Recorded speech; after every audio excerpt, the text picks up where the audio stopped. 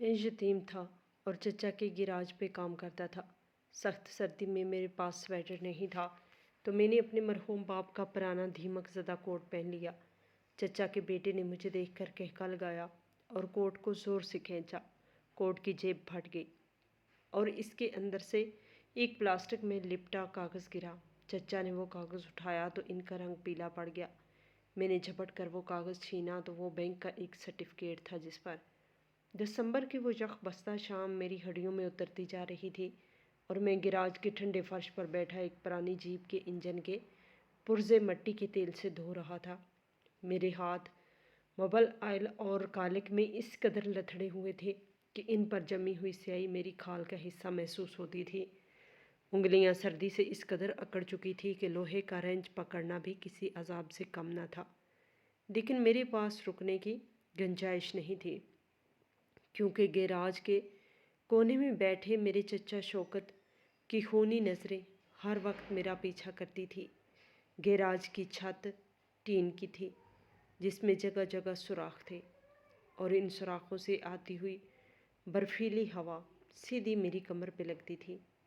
मेरे जिस्म पर एक पतली सी कमीज़ थी जो कई जगहों से पैबंद लगी हुई थी और इसके ऊपर एक ऐसा स्वेटर था जिसके धागे उतर चुके थे और वो सर्दी रोकने की बजाय महज मेरे जिस्म के लरज़ाखेज़ कपकपाहट को छुपाने का काम कर रहा था।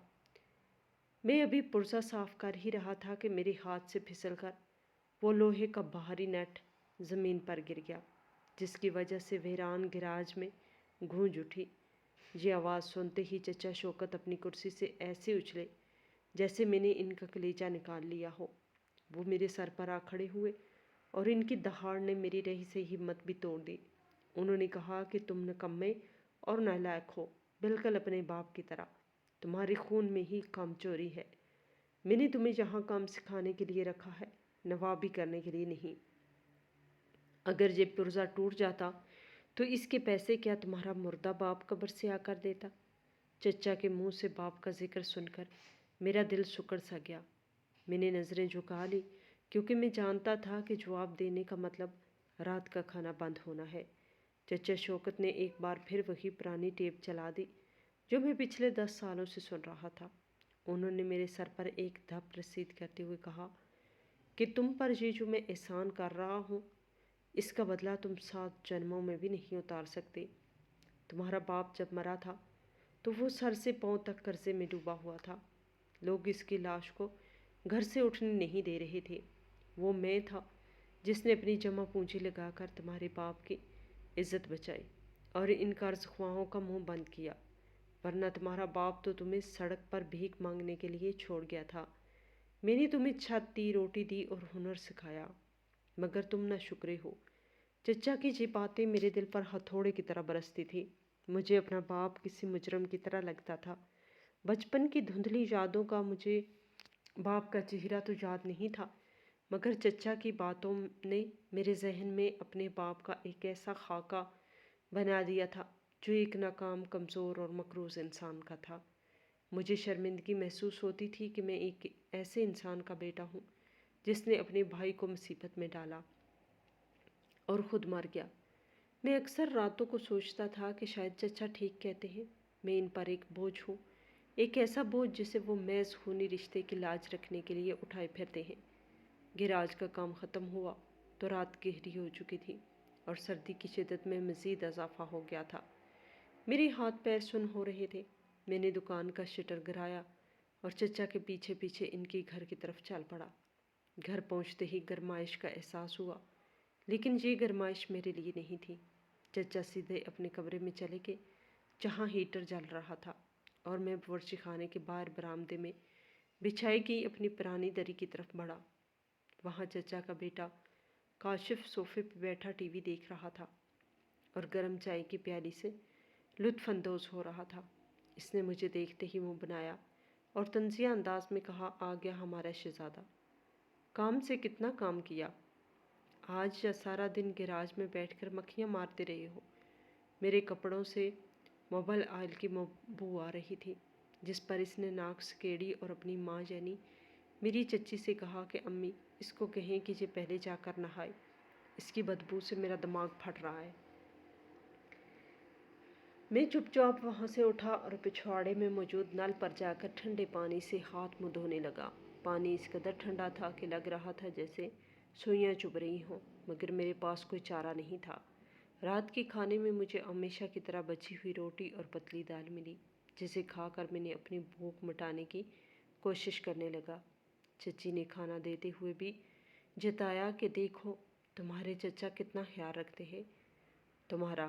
مہنگائی کے اس دور میں کوئی یتیموں کو پوچھتا بھی نہیں، اور ایک تمہارے چچا ہے جو تمہیں اپنے بچوں کی طرح پال رہے ہیں۔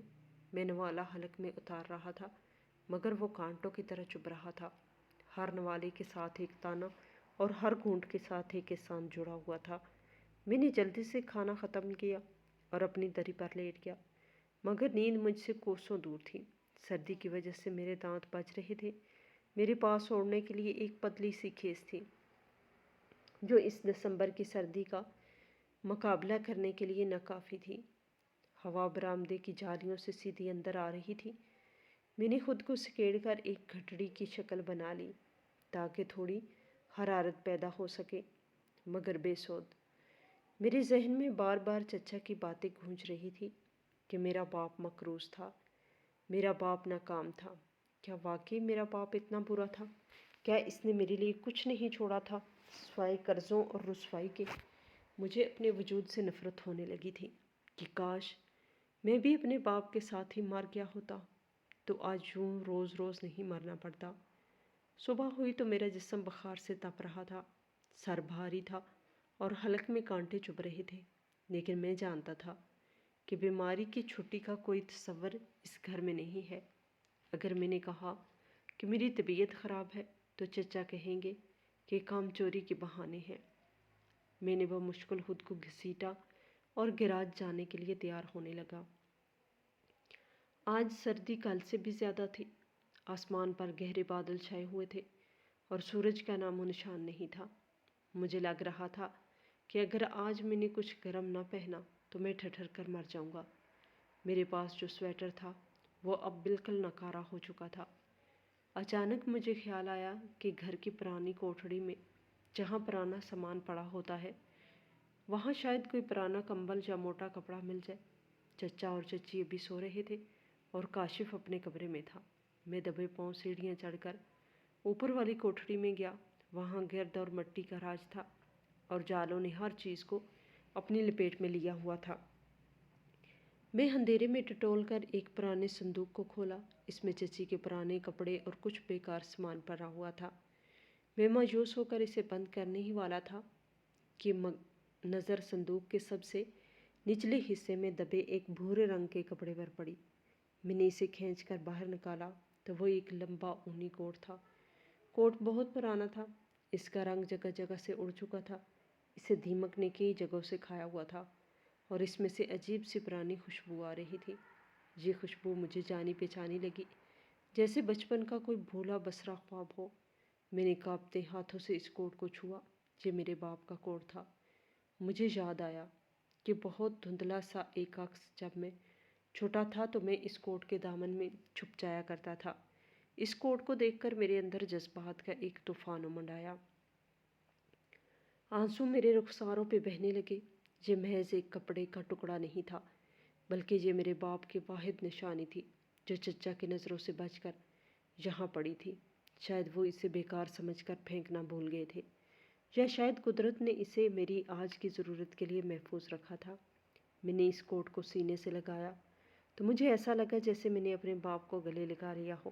ایک عجیب سا سکون اور گرمائش میرے وجود میں اتر گئی۔ وہ سردی جو مجھے مارے ڈال رہی تھی اچانک غائب ہو گئی۔ میں نے جلدی سے وہ کوٹ پہن لیا اور میرے سائز سے کافی بڑا تھا۔ اس کی آستینیں میرے ہاتھوں سے لٹک رہی تھی اور دامن میرے گھٹنوں سے نیچے تک آ رہا تھا، لیکن اس وقت مجھے فٹنگ یا فیشن کی کوئی پرواہ نہیں تھی۔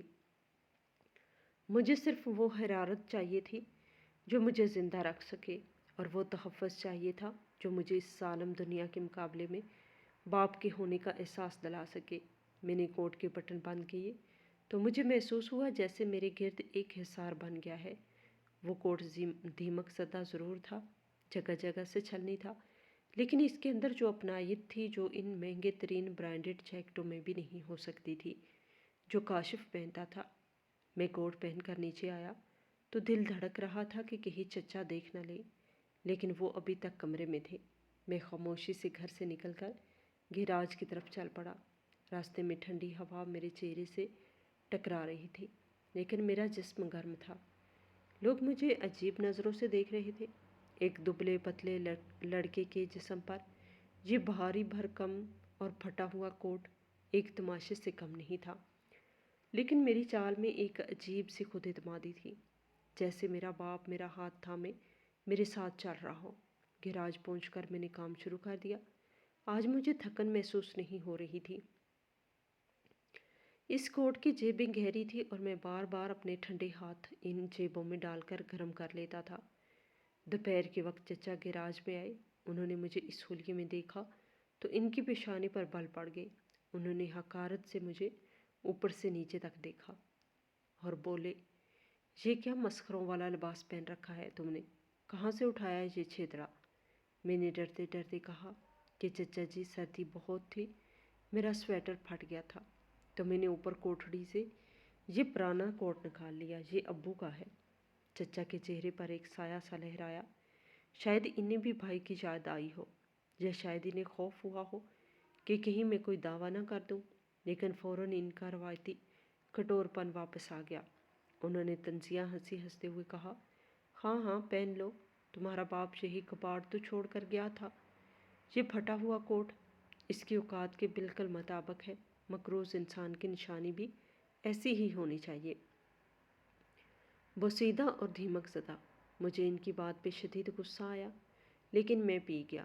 میں نے کوٹ کو اور زور سے اپنے گرد لپیٹ لیا، جیسے میں ان کے زہریلے الفاظ کو اس کوٹ کے ذریعے اپنے جسم تک پہنچنے سے روک رہا ہوں۔ شام کے وقت کاشف بھی گیراج میں آ گیا۔ اسے شاید جیب خرچ چاہیے تھا، یا وہ ویسے ہی آوارہ گردی کرتا ہوا آ نکلا تھا۔ اس نے مجھے دیکھتے ہی ایک زوردار کہکا لگایا اور اپنے ساتھ کھڑے دوستوں کو متوجہ کرتے ہوئے بولا، اوئے دیکھو دیکھو، یہ ہمارا بکاری کزن آج کیا پہن کے آیا ہے، لگتا ہے کسی عسکر کرلو کا پتلا ہے۔ اس نے میرے قریب آ کر میرے کوٹ کے کالروں کو انگلیوں سے چھوا اور حقارت سے بولا، اف خدایا، اس میں سے تو مردوں کی بو آ رہی ہے، یہ کس قبر سے نکال کر لائے ہو؟ اس کے دوست بھی ہنسنے لگے۔ میری آنکھوں میں آنسو تیرنے لگے۔ یہ کوٹ میری عزت تھا، میرے باپ کی نشانی تھا، اور وہ اسے کیچڑ میں روند رہا تھا۔ میں نے پیچھے ہٹنے کی کوشش کی، لیکن کاشف نے میرا راستہ روک لیا۔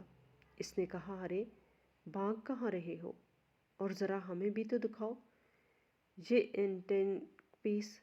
اس نے شرارت اور تکبر کے نشے میں آ کر میرے کوٹ کی ڈھیلی آستین پکڑی اور اسے زور سے کھینچا۔ اس کا مقصد مجھے گرانا اور مزید ذلیل کرنا تھا۔ میرا پاؤں پھسلا اور میں لڑکھڑایا، لیکن میں نے خود کو سنبھال لیا، مگر کاشف باز نہ آیا۔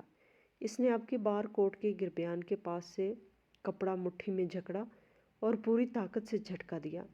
ایک چرچراہٹ کی آواز آئی۔ یہ آواز کپڑے کے پھٹنے کی تھی، مگر مجھے لگا جیسے میرا دل پھٹ گیا ہو۔ کوٹ کی دائیں جیب اور اس کے اوپر والا حصہ بری طرح سے ادھڑ گیا تھا اور اس کا استر باہر نکل آیا تھا۔ میری تزلیل مکمل ہو چکی تھی۔ کاشف اور اس کے دوستوں کے کہکے میرے کانوں میں گونج رہے تھے۔ میں نے پھٹی ہوئی جیب پر ہاتھ رکھا تو مجھے استر کے اندر کچھ عجیب سی چیز محسوس ہوئی، کوئی سخت چیز جو عام کپڑا نہیں تھی۔ میں نے حیرت سے نیچے دیکھا تو پھٹے ہوئے استر کے درمیان سے پلاسٹک کا ایک کونا جھانک رہا تھا۔ وہ پلاسٹک کی تھیلی میرے پھٹے ہوئے کوٹ کے استر سے نکل کر گیراج کے کالے اور چکنے فرش پر جا گری۔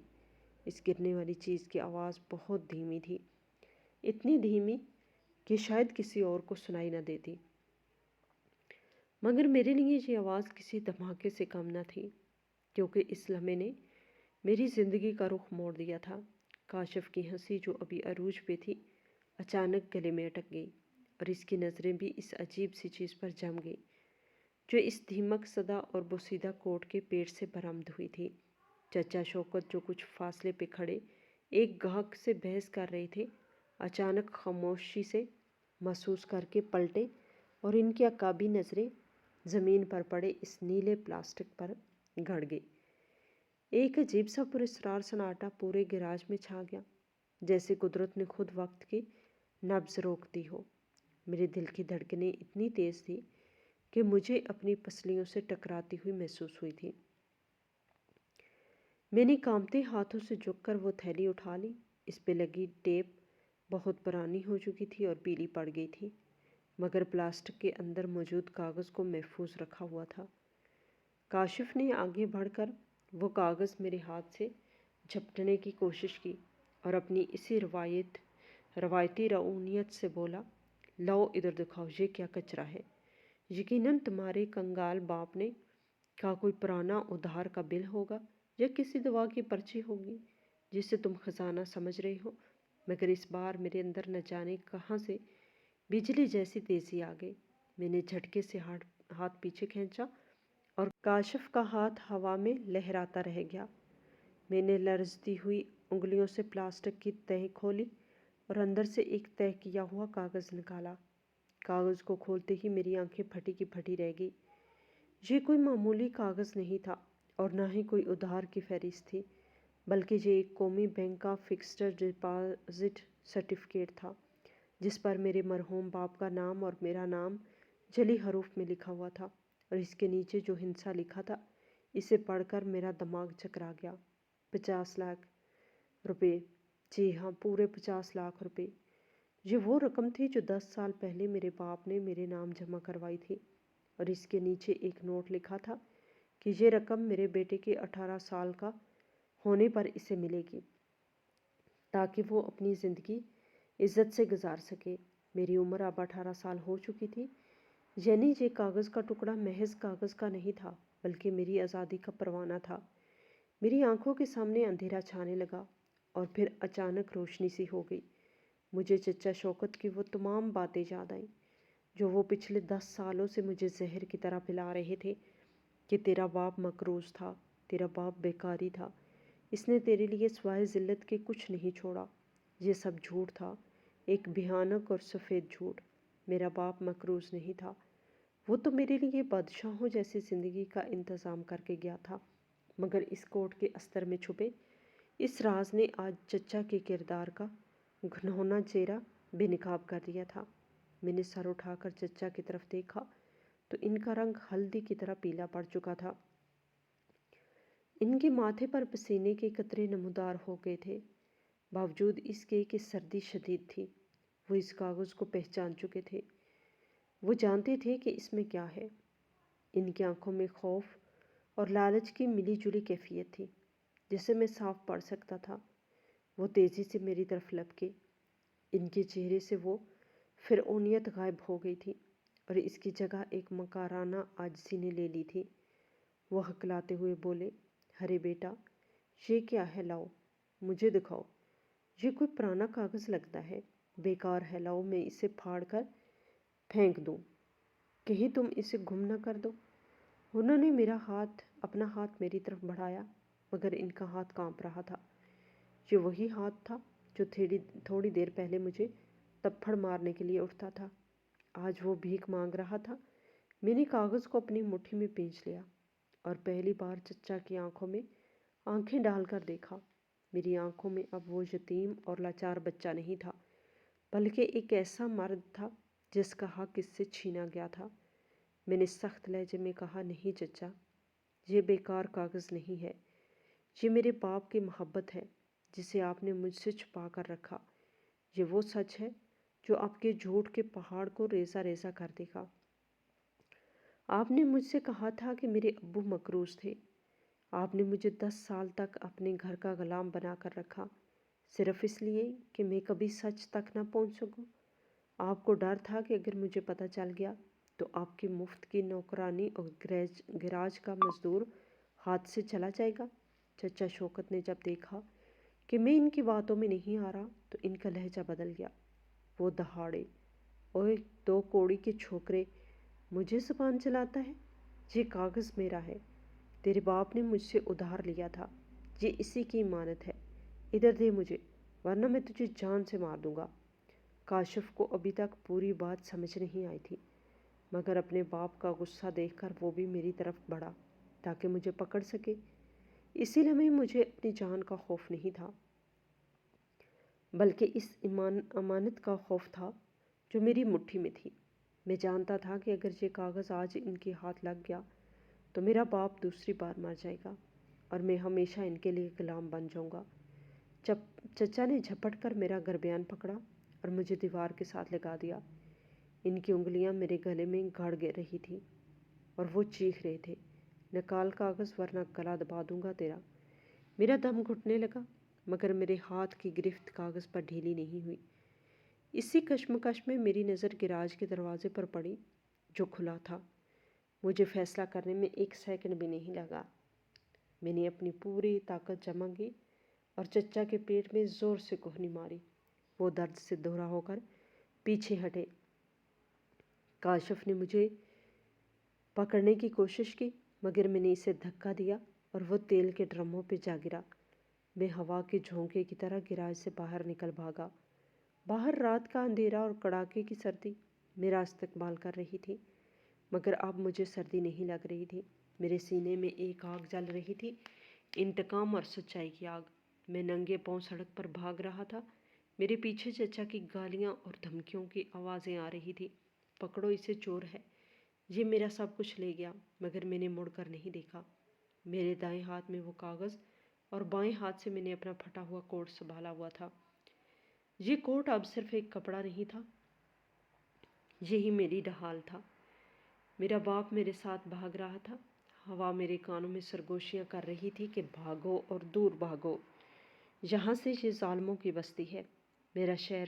میرا رخ شہر کے اس پرانے وکیل صاحب کے گھر کی طرف تھا جن کا نام میں نے بچپن میں اپنے باپ سے سنا تھا اور جو میرے باپ کے بہت گہرے دوست تھے۔ مجھے یاد تھا کہ چچا نے ان سے بھی میرا رابطہ ختم کروا دیا تھا، یہ کہہ کر کہ وہ دھوکے باز ہیں، مگر آج مجھے سمجھ آ رہا تھا کہ دھوکے باز کون ہے۔ راستہ سنسان تھا اور کتے بھونک رہے تھے۔ میرے پیروں میں کنکر چبھ رہے تھے مگر میں نہیں رکا، کیونکہ مجھے معلوم تھا کہ اگر آج میں رک گیا تو میری کہانی یہی ختم ہو جائے گی۔ میں ہانپ رہا تھا، میرا سینہ پھٹنے والا تھا، مگر ایک عجیب سی طاقت مجھے دھکیل رہی تھی۔ آخر کار میں وکیل صاحب کے گھر کے باہر پہنچا اور دروازے پہ دیوانہ وار دستک دینے لگا۔ دروازہ کھلنے میں کچھ دیر لگی اور اس دوران مجھے ہر آہٹ پہ لگتا تھا کہ چچا شوکت میرے پیچھے پہنچ گئے ہیں۔ میرا پورا جسم پسینے سے شرابور تھا اور پھٹے ہوئے کوٹ سے میرا جسم جھانک رہا تھا۔ جب دروازہ کھلا اور وکیل صاحب نے حیرت سے مجھے دیکھا تو میں ان کے قدموں میں گر گیا اور وہ کاغذ ان کی طرف بڑھا کر صرف اتنا کہہ سکا، انکل مجھے بچا لیں، یہ میرے باپ کی آخری نشانی ہے۔ اور پھر میری آنکھوں کے سامنے اندھیرا چھا گیا۔ میں بے ہوش ہونے سے پہلے مجھے اتنا اطمینان تھا کہ اب میں اور میرے باپ کا خواب محفوظ ہاتھوں میں ہے۔ جب میری آنکھ کھلی تو مجھے اپنے گرد ایک عجیب سی اجنبی گرمائش کا احساس ہوا۔ یہ وہ ٹھنڈی اور سیلن زدہ زمین نہیں تھی جس پر سونے کا میں برسوں سے عادی ہو چکا تھا، بلکہ یہ ایک نرم اور ملائم بستر تھا جس کی خوشبو نے میرے حواس کو معطر کر دیا تھا۔ میں ہڑبڑا کر اٹھ بیٹھا اور خوفزدہ نظروں سے ادھر ادھر دیکھنے لگا۔ میرے ذہن میں پہلا خیال یہی آیا کہ شاید میں خواب دیکھ رہا ہوں یا شاید مر چکا ہوں اور یہ جنت کا کوئی گوشہ ہے۔ لیکن پھر کمرے کے کونے میں رکھی آرام کرسی پر بیٹھے ایک بزرگ شخص کو دیکھ کر مجھے گزشتہ رات کا وہ ہولناک اور سنسنی خیز منظر یاد آ گیا جب میں چچا کی گرفت سے بچ کر بھاگا تھا۔ وہ بزرگ وکیل صاحب تھے جن کے بالوں میں چاندنی اتر آئی تھی اور ان کے چہرے پر ایک گہری سنجیدگی اور شفقت تھی۔ وہ ہاتھ میں وہی پلاسٹک کی تھیلی اور کاغذ تھامے ہوئے تھے جسے دیکھ کر میری جان میں جان آئی کہ میری امانت محفوظ ہے۔ وکیل صاحب نے مجھے ہوش میں آتے دیکھ کر مسکراتے ہوئے کہا کہ گھبراؤ نہیں بیٹے، تم اب اپنے گھر میں ہو اور مکمل محفوظ ہو۔ میں نے لرزتی ہوئی آواز میں پوچھا کہ انکل، کیا چچا شوکت یہاں آئے تھے؟ کیا وہ مجھے لے جائیں گے؟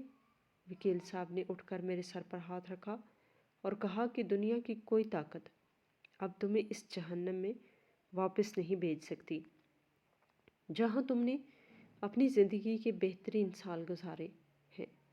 انہوں نے وہ کاغذ میرے سامنے رکھا اور بتایا کہ تمہارا باپ ایک دور اندیش انسان تھا۔ اسے اپنی بیماری کے آخری دنوں میں اندازہ ہو گیا تھا کہ اس کا بھائی یعنی تمہارا چچا شوکت ایک لالچی اور مکار انسان ہے جو اس کے مرنے کے بعد تمہیں جینے نہیں دے گا۔ اس لیے اس نے اپنی ساری جمع پونجی جو اس نے دن رات محنت کر کے جوڑی تھی ایک فکسڈ ڈپازٹ کی شکل میں محفوظ کر دی تھی، اور اس کی وصیت اس انداز میں کی تھی کہ اس کا علم صرف اسی کو ہو سکے جو اس کے سب سے قریب ہو۔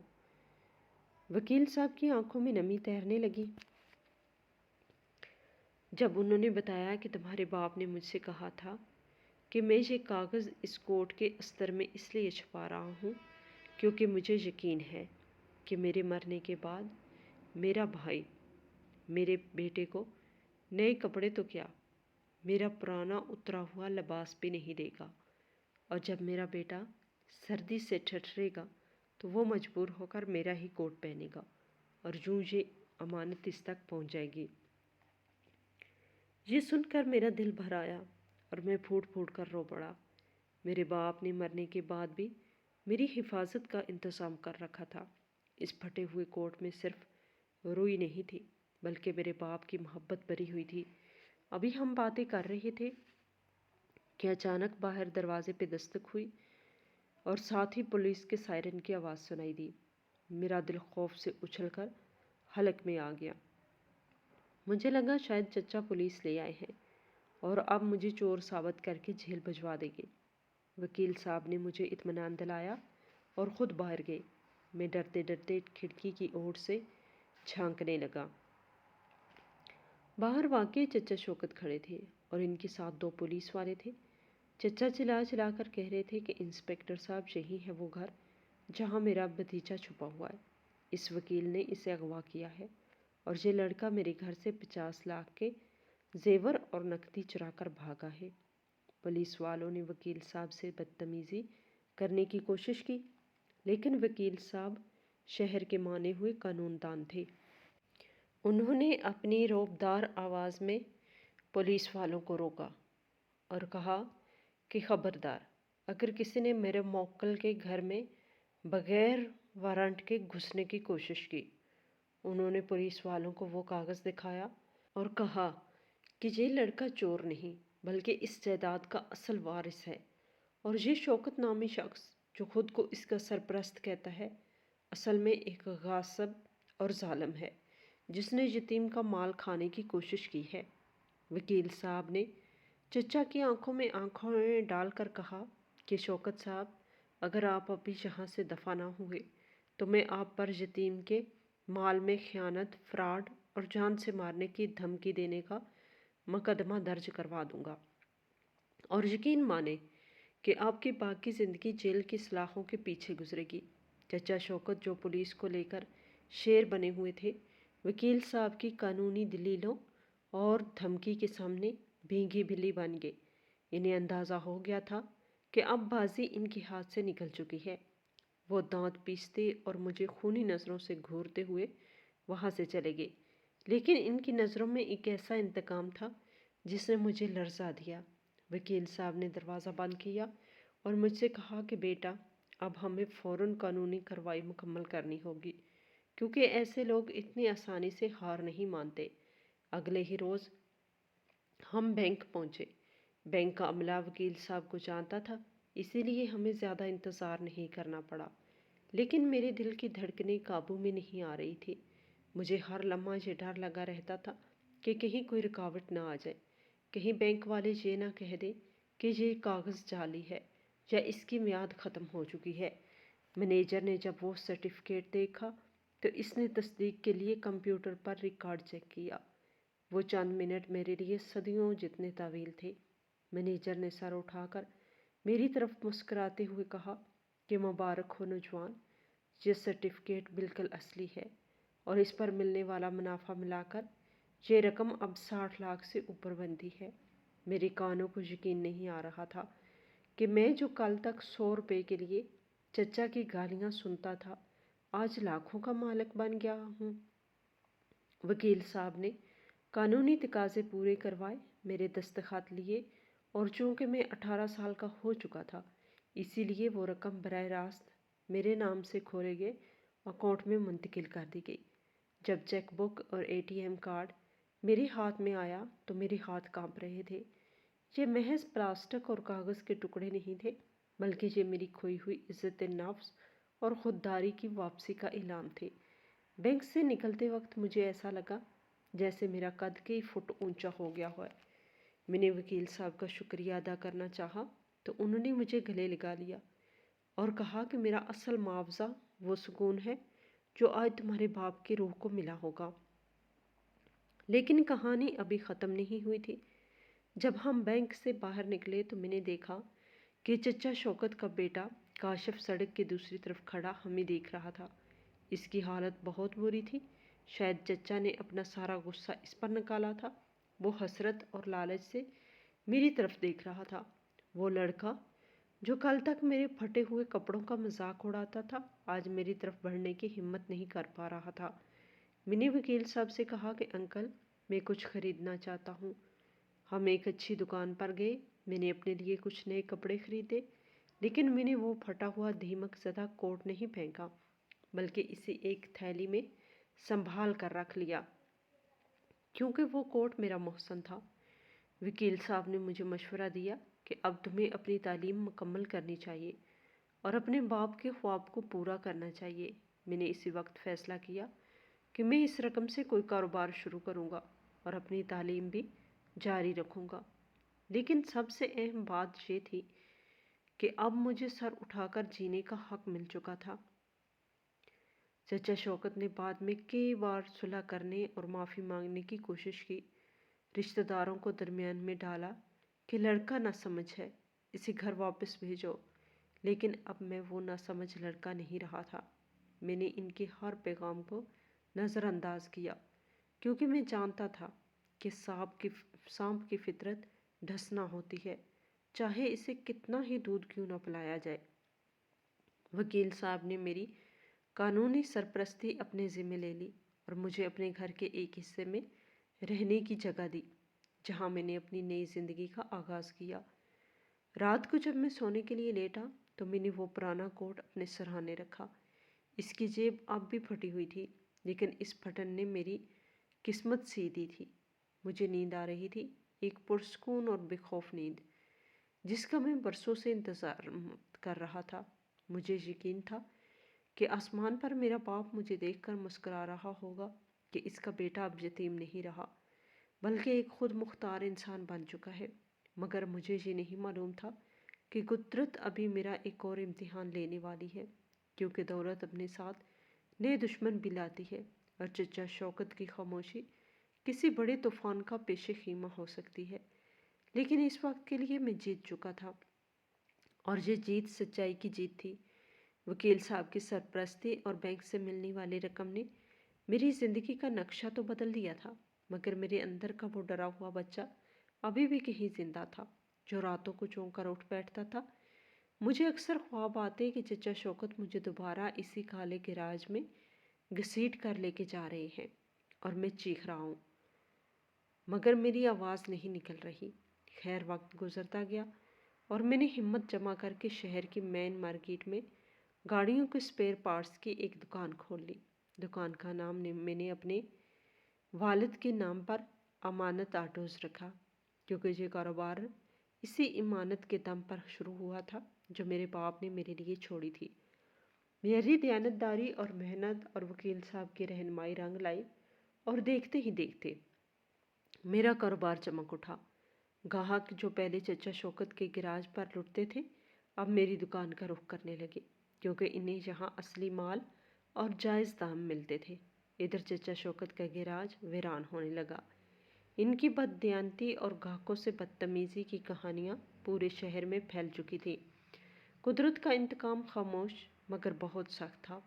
وہ جس گراج پر مجھے سردی میں ٹھٹھرنے پر مجبور کرتے تھے اب وہاں سناٹا چیختا تھا اور گاہکوں کا قحط پڑ چکا تھا۔ لیکن جیسا کہ میں نے پہلے کہا تھا کہ دولت نئے دشمن پیدا کرتی ہے اور پرانے دشمنوں کے حسد کی آگ کو مزید ہوا دیتی ہے۔ چچا شوکت میری کامیابی دیکھ کر جھل بن رہے تھے۔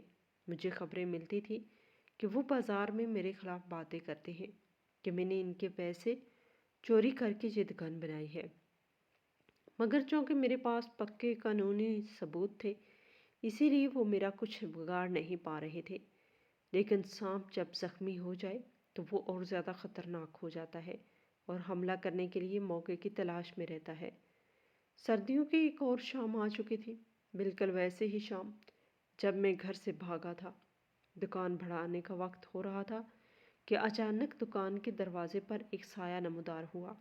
میں نے چونک کر دیکھا تو وہ میرا کزن کاشف تھا۔ اس کا حلیہ بگڑا ہوا تھا، کپڑے میلے تھے اور وہ رو رہا تھا۔ اسے دیکھ کر میرا خون کھول اٹھا اور پرانے زخم تازہ ہو گئے۔ میں نے اسے دکان سے نکل جانے کا کہا، مگر وہ میرے قدموں میں گر گیا اور گڑ گڑا کر بولا، بھائی مجھے معاف کر دو، ہم تباہ ہو گئے ہیں۔ ابا جی کو شدید ہارٹ اٹیک ہوا ہے، وہ اسپتال میں نہیں بلکہ گھر پر ایڑیاں رگڑ رہے ہیں۔ ہمارے پاس علاج کے لیے پیسے نہیں ہیں۔ ڈاکٹروں نے جواب دے دیا ہے، وہ آخری وقت میں تم سے معافی مانگنا چاہتے ہیں، وہ بار بار تمہارا نام پکار رہے ہیں۔ خدا کے لیے ایک بار چل کر انہیں دیکھ لو، ورنہ وہ سکون سے مر نہیں سکیں گے۔ کاشف کی یہ حالت اور چچا کی موت کی خبر نے میرے دل کو پگھلا دیا۔ انسان جتنا بھی بڑا ہو جائے، خون کا رشتہ اور بچپن کی جذباتی وابستگی کہیں نہ کہیں کمزوری بن جاتی ہے۔ وکیل صاحب نے مجھے منع کیا تھا کہ ان لوگوں پر کبھی بھروسہ نہ کرنا، مگر کاشف کے آنسو اتنے حقیقی لگ رہے تھے کہ مجھے لگا شاید قدرت انہیں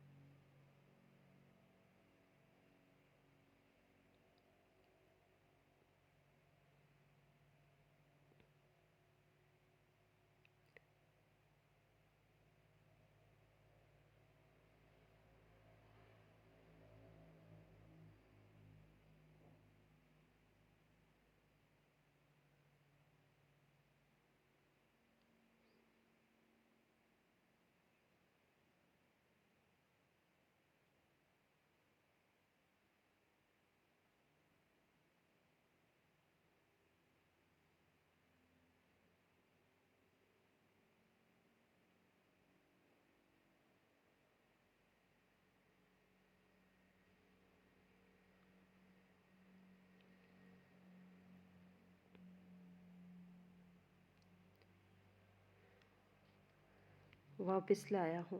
انہوں نے ڈنڈا ہاتھ میں لہراتے ہوئے کہا کہ اب وہ 50 لاکھ جو تو لے کے بھاگا تھا، اس پر جو منافع تو نے کمایا ہے، وہ سب سود سمیت واپس کرنے کا وقت آ گیا ہے۔ انہوں نے اپنی جیب سے کچھ اسٹامپ پیپر نکالے اور کہا، ان کاغذات پر دستخط کر دو، جن کے مطابق تم اپنی دکان، اپنی گاڑی اور بینک کا سارا بیلنس اپنی خوشی سے اپنے چچا کے نام کر رہی ہو۔ اگر تم نے دستخط کر دیے تو شاید تمہیں زندہ چھوڑ دوں، ورنہ آج کی رات تمہاری آخری رات ہوگی اور دنیا سمجھے گی کہ شارٹ سرکٹ کی وجہ سے لگنے والی آگ میں تم جل کر مر گئے۔ میں خوفزدہ ضرور تھا، مگر اب وہ کمزور لڑکا نہیں تھا جس کے پاس دفاع کے لیے صرف آنسو ہوتے تھے۔ میں نے مضبوط لہجے میں کہا کہ چچا، آپ غلط فہمی میں ہیں، یہ دولت میرے نصیب کی ہے اور میں آپ کو ایک پھوٹی کوڑی نہیں دوں گا۔ آپ مجھے مار سکتے ہیں مگر میری امانت نہیں چھین سکتے۔ میری یہ بات سن کر چچا کا چہرہ غصے سے لال ہو گیا۔ انہوں نے کاشف کو اشارہ کیا۔ کاشف نے آگے بڑھ کر مجھے پیچھے سے جھکڑ لیا۔ میں نے مزاحمت کی کوشش کی مگر وہ دو تھے اور میں اکیلا۔ چچا نے آگے بڑھ کر ڈنڈا پوری قوت سے میری ٹانگوں پہ مارا۔ شدید درد کی ایک لہر میرے پورے جسم میں دوڑ گئی اور میں زمین پر گر گیا۔ انہوں نے مجھے بالوں سے پکڑ کر گھسیٹا اور دیوار کے ساتھ ٹیک لگا کر بٹھا دیا۔ کاشف نے رسی سے میرے ہاتھ پاؤں باندھنے شروع کر دیے۔ چچا میرے سر پر کھڑے تھے اور کہہ رہے تھے کہ دستخط کرتا ہے یا میں تیری انگلیاں توڑ دوں۔ اسی کشمکش اور چھینا جھپٹی میں کمرے میں رکھا ہوا مٹی کے تیل کا ہیٹر، جسے شاید انہوں نے سردی سے بچنے کے لیے جلایا ہوا تھا، زوردار دھکے سے زمین پر آ گیا۔ ہیٹر کا تیل فرش پر بہہ گیا اور قالین نے فوراً آگ پکڑ لی۔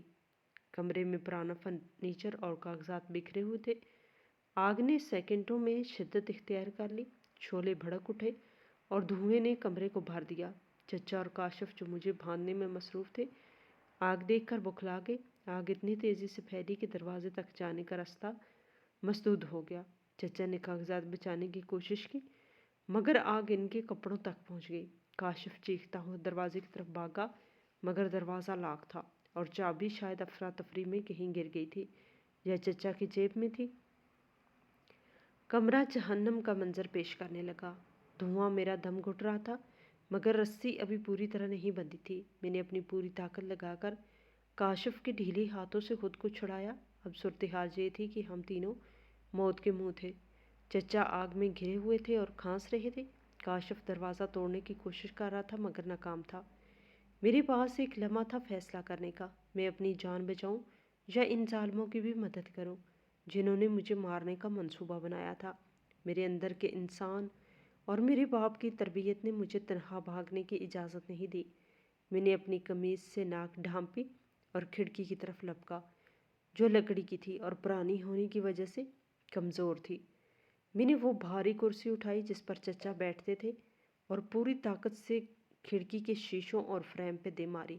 شیشے ٹوٹ کر بکھر گئے اور تازہ ہوا کا ایک جھونکا اندر آیا۔ میں نے کاشف کو آواز دی کہ ادھر آؤ، کھڑکی ٹوٹ گئی ہے۔ کاشف فوراً کھڑکی سے باہر کودا۔ دیکھا لیکن چچا شوکت ابھی بھی آگ کے درمیان پھنسے ہوئے تھے۔ ان کا کرتا آگ پکڑ چکا تھا اور وہ زمین پر لوٹ رہے تھے۔ وہ چلا رہے تھے، بیٹا مجھے بچا لو، مجھے مت چھوڑو۔ میں نے ایک لمحے کے لیے سوچا کہ یہی وہ انسان ہے جس نے میری زندگی جہنم بنائی تھی۔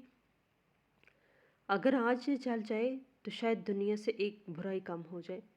مگر پھر مجھے وہ پھٹا ہوا کوٹ یاد آیا جس نے مجھے بچایا تھا۔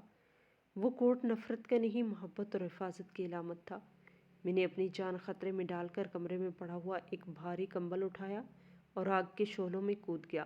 میں نے چچا کے اوپر کمبل ڈالا اور انہیں گھسیٹتا ہوا کھڑکی تک لایا مگر آگ میرے ہاتھوں اور چہرے کو جھلس رہی تھی مگر مجھے درد کا احساس نہیں تھا۔ میں نے بمشکل نیم بے ہوش چچا کو کھڑکی سے باہر دھکیلا اور خود بھی چھلانگ لگا دی۔ ہم گھر کے پچھلے صحن میں گرے جہاں گیلی مٹی تھی۔ گھر کے اندر دھماکے ہو رہے تھے اور آگ اب چھت تک پہنچ چکی تھی۔ محلے کے لوگ جمع ہو چکے تھے اور فائر بریگیڈ کی گاڑیوں کی آوازیں آ رہی تھی۔ میں نے ہانپتے ہوئے چچا کو دیکھا جو مٹی اور راکھ میں لتھڑے ہوئے تھے۔ ان کی جان بچ گئی تھی مگر ان کا گھر، ان کا گیراج اور ان کا سارا غرور ان کی آنکھوں کے سامنے جل کر راکھ ہو رہا تھا۔ یہ وہی گیراج تھا جہاں میں سردی سے کانپتا تھا۔ آج وہ گیراج آگ میں جل رہا تھا۔ قدرت کا انتقام پورا ہو چکا تھا۔ پولیس اور ایمبولینس بھی پہنچ گئی۔ چچا اور کاشف کو اسپتال لے جایا گیا۔ مجھے بھی معمولی زخم آئے تھے مگر میں وہیں کھڑا جلتے ہوئے گھر کو دیکھتا رہا۔ جب آگ بجھ گئی تو وہاں سوائے راکھ کے کچھ نہیں بچا تھا۔ وکیل صاحب بھی خبر ملتے ہی وہاں پہنچ گئے۔ انہوں نے مجھے گلے لگایا اور کہا کہ آج تم نے ثابت کر دیا ہے کہ تم کس کی بیٹی ہو؟ تم نے بدی کا جواب نیکی سے دیا ہے۔ پولیس کی تفتیش شروع ہوئی تو کاشف ٹوٹ گیا اور اس نے سب سچ اگل دیا کہ انہوں نے مجھے اغوا کیا تھا اور زبردستی دستخط کروانا چاہتے تھے۔ چچا شوکت اسپتال میں تھے، وہ بری طرح جل چکے تھے مگر زندہ تھے۔ ان پر اقدام قتل اور دھوکہ دہی کا مقدمہ درج ہو گیا۔ وہ بستر مرگ پر پڑے تھے۔ اب ان کے پاس نہ گھر تھا، نہ کاروبار اور نہ ہی عزت۔ سب کچھ اسی آگ میں جل گیا جو انہوں نے میرے لیے جلائی تھی۔ میں جب ان سے ملنے اسپتال گیا تو مجھ سے نظریں نہیں ملا پا رہے تھے۔ ان کی آنکھوں میں ندامت کے آنسو تھے جو اب کسی کام کے نہیں تھے۔ میں نے ان کے سرہانے کچھ پیسے اور پھل رکھے اور آہستہ سے کہا، چچا جان، وہ کوٹ جو آپ نے پھاڑا تھا، اس کی جیب میں صرف دولت نہیں بلکہ ظرف بھی تھا جو مجھے میرے باپ سے ملا تھا۔ میں نے آپ کو معاف کیا کیونکہ میں اپنی باقی زندگی نفرت کے بوجھ کے ساتھ نہیں گزارنا چاہتا۔ میں اسپتال سے باہر نکلا تو سورج طلوع ہو رہا تھا۔ سردی ابھی بھی تھی مگر مجھے سردی نہیں لگ رہی تھی کیونکہ میرے وجود میں ایک ایسا سکون تھا جو دنیا کی کسی بھی آگ سے زیادہ گرم اور کسی بھی کوٹ سے زیادہ محفوظ تھا۔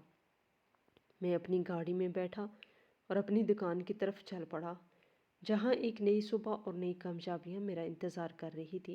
یہ کہانی اس یقین پہ ختم ہوئی کہ ظالم کی رسی دراز ضرور ہوتی ہے مگر جب کھینچتی ہے تو اسے سنبھلنے کا موقع نہیں ملتا، اور مظلوم کی آہ اور صبر کبھی رہگاں نہیں جاتے۔ پھٹا ہوا کوٹ اب میرے گھر کی ایک خوبصورت فریم میں لگا ہوا ہے جو مجھے ہر روز یاد دلاتا ہے کہ انسان کی اصل وراثت اس کا کردار ہے، نہ کہ بینک بیلنس۔ ہماری آج کی یہ کہانی آپ کو کیسی لگی؟ کمنٹ باکس میں اپنی رائے کا اظہار ضرور کریں، اور مزید اس طرح کے سبق آموز کہانیاں سننے کے لیے ہماری ویڈیو کو لائک کریں، شیئر کریں اور ہمارے چینل کو سبسکرائب کریں۔